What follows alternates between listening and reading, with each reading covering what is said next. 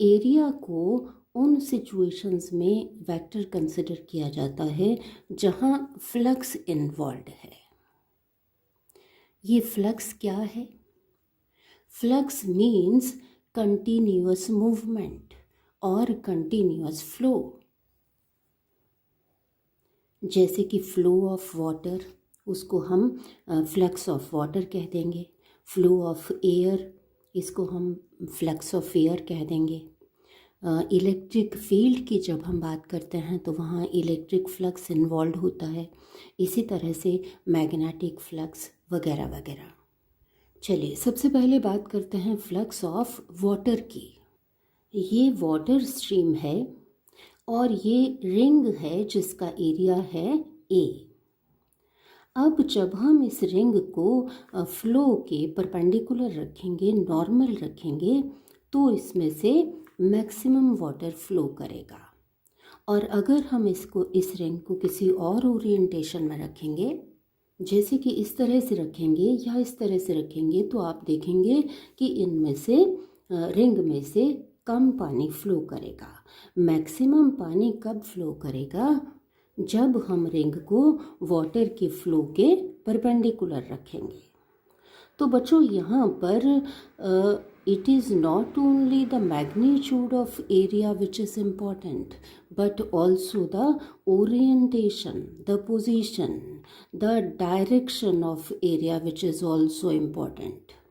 It means कि यहाँ पर एरिया को एज वेक्टर कंसिडर किया जाना चाहिए। अब जब वेक्टर है तो इसकी डायरेक्शन भी होनी चाहिए। अब देखिए कि डायरेक्शन कौन सी होनी चाहिए। आपने देखा कि जब हम एरिया को परपेंडिकुलर रखते हैं, नॉर्मल रखते हैं फ्लो के, तो उस केस में फ्लो मैक्सिमम है, फ्लक्स मैक्सिमम है। तो डायरेक्शन कौन सी होनी चाहिए? Normal to the surface. तो हम एरिया वेक्टर को कैसे लिखेंगे?